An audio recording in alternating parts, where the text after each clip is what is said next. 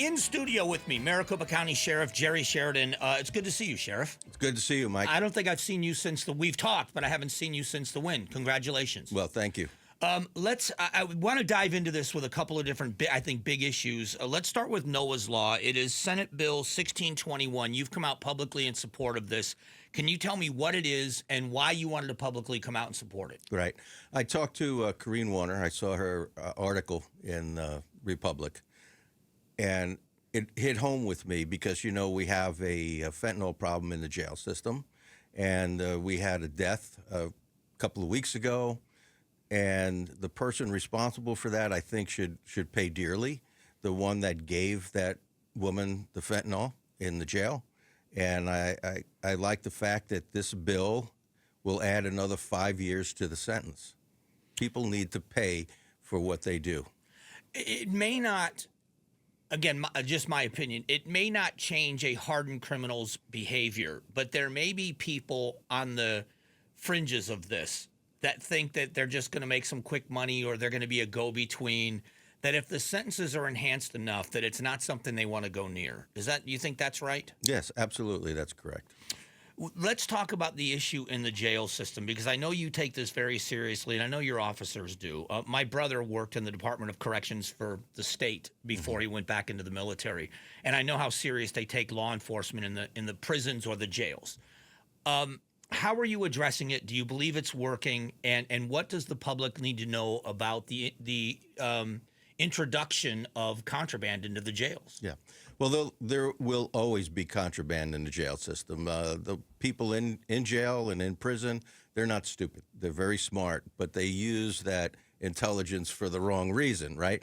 But we can stop or help eliminate some of the drugs in the jail system. So what we're doing is we're being very aggressive with jail shakedowns, and we did one just the other night, and we got 12 fentanyl pills and some white powder and some other contraband items, tattoo kits and all that stuff. So we have to be very aggressive in the searches. But one of the things that we're doing now is we ordered some x-ray machines, okay, because the drugs are coming into the Maricopa County jail system. And I'm saying that on purpose because people say, no, drugs come in from the officers and all this stuff. And I'm saying our system, they're coming in with the inmates off the street in their body cavities. And, you know, we can't search body cavities. So we're getting an x-ray machine that can see in the body cavities. And then when we see some contraband in there, we'll take them to a medical provider to retrieve those items. And so that will greatly reduce the number of drugs. We also have drug-sniffing dogs in the jail system. We just ordered 2 more. So we're going to make a big impact at the very beginning because, don't forget, we're getting these people off the street. They're coming in, they're freshly arrested, they have the contraband already inserted in their body cavities, knowing they're going to jail. And so we need to stop it right from the very beginning, and that's how it gets in. Yeah, you know, my brother's a cop, and I've done in Florida, and I've done ride-alongs with him, and, you know, that question that every cop asks, do you have anything on you? Do you have anything in you? And if you take it into the jail, it's an extra charge, and you can warn people, but they're still going to try to do it. But if they know, the message means a lot, right? If they know that they're going to be searched extensively, they're going to be x-rayed, they're going to be charged when they're caught, does that reduce the number of people that will actually do it, knowing it's just going to cost them more? Probably not. At that level, probably not. They want to bring the drugs in because they're addicted to the drugs or they know they could sell the drugs to other inmates. And, you know, so it's a money-making deal for some, but it's probably more of an addiction issue with most of them. How about officer safety? When my brother was with corrections, he worked out in Florence at SMU too, the special management unit. So he was in kind of with the worst of the worst, and the protocol and officer safety always came first. I know that was a big concern for you and how officers stay safe. How is the officer safety issue in the jails? Well, you're asking me today when yesterday we had 2 officers assaulted. One had to go to the hospital. So it's a tough job, as you know, Mike, and I would hope that your listeners would think about giving the respect due to the detention officers and our corrections officers in the state prison system, because they do one of the most important and hardest jobs in the criminal justice system. And so one of the other ways that we've enhanced safety for officers is we have a jail intelligence unit. We're adding some more staff to that so they know what's going on. They talk to the inmates talk to them, and we can stop a lot of issues that happen. And my brother, one of the things that he was educating me on how a lot of this works, which surprised me because I just thought, man, I would never want to do that job, is you can conduct yourself professionally as an officer. This is corrections. I don't know if it's different in the jail. But if an inmate is concerned about their safety from another inmate, the way to protect themselves sometimes is solitary confinement. If you want to be pulled out of general population, you attack an officer. You do something to get a charge to protect your life. Right. So it might be an officer that's done nothing to you, that's done nothing wrong, but you just happen to be the one that passes by the cell at the wrong time or walks past him at the wrong time. That officer's safety may not have anything to do with the officer conduct. Right. Well, it's a little bit different in the jail system because our average length of stay is 13 days. Right. Okay. So our inmates that are a threat to staff, most of them are locked down. It's the one that just snaps for some reason that turns on an officer that's unexpected, more or less. Those are the ones that are dangerous. Well, and going back to the original topic, I would imagine the introduction of contraband, the drugs, if someone that's got to motivate, that's got to alter people's personalities. And a lot of those attacks have to be by people that are high. Yeah, in 2022, they had 4 homicides within 6 weeks. And they were fighting over the drug trade in the jail system. So that's why this is a big issue with me, because I'm responsible for every one of those 6,500 inmates that are in custody. And I feel personally responsible when we have a death in the jail system because, they're under my supervision, my responsibility to keep them safe. The patrol side of this issue on fentanyl and the drug issue, because the difference from a lot of the agencies and cities are different than the sheriff's office. You have people that are in densely urban areas patrolling and working, and in rural areas. How is it? Are we seeing it turn a corner with fentanyl, or is it still a major problem in Maricopa County? Drugs are still a major problem. They're still coming in. Law enforcement is short-staffed across the board, whether it's DPS, the Phoenix PD, or the Maricopa County Sheriff's Office. We're very short-staffed, and so it's difficult for us to get out there and do what we need to do to help stop these drugs from coming in. The sheriff, obviously, the sheriff is the chief law. For people that don't know this, you are the chief law enforcement officer in Maricopa County, and so the coordinated efforts. We know that you have the JTTF from the federal level with all the agencies, but there has to be a coordinated effort between all the municipalities in your office in order to overcome some of that short staffing so that you are able to effectively share information. How do you feel that's going? I think that's going very well. We do a good job here in Arizona cooperating with one another. So we need each other. Yeah, so it's not territorial.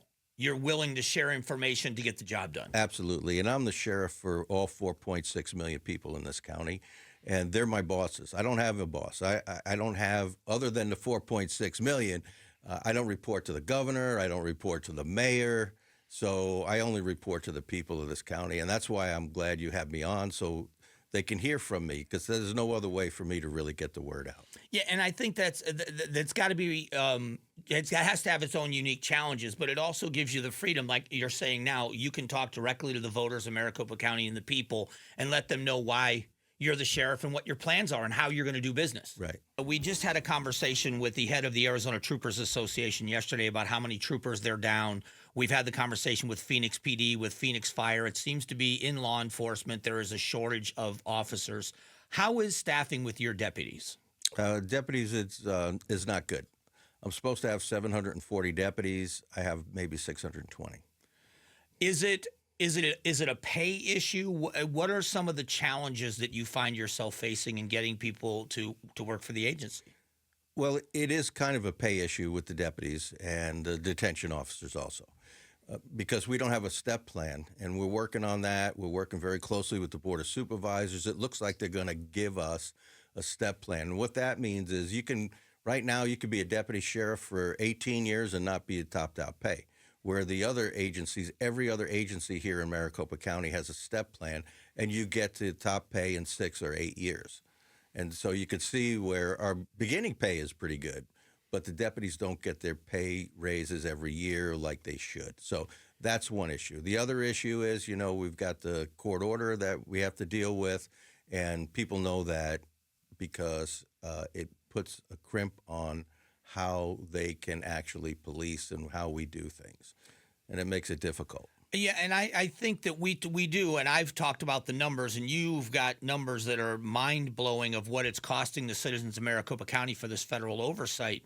It's hundreds of millions of dollars, but it's also for the deputies, correct me if I'm wrong, for the deputies, it is an immense amount of compliance and paperwork that adds to everything that they do that in other agencies it's not required. And it's almost as if deputies are being punished for something, my words, not yours, are being punished for something they've never done. Right. And the behavior that caused the Melendrez lawsuit, which is what you're talking about. Yes. Happened in 2008. Well, it's 2025 now. We need to get beyond that with the court order, and we're working very closely with the ACLU, the DOJ, the monitor to try and get us out from underneath this court order, because from a practical standpoint, what you mentioned is the paperwork slows things down. And I'll give you a perfect example. When we work with other agencies on a DUI task force, for example, another officer could walk up to the car, they don't smell alcohol, they say, okay, go have a good day, and drive away.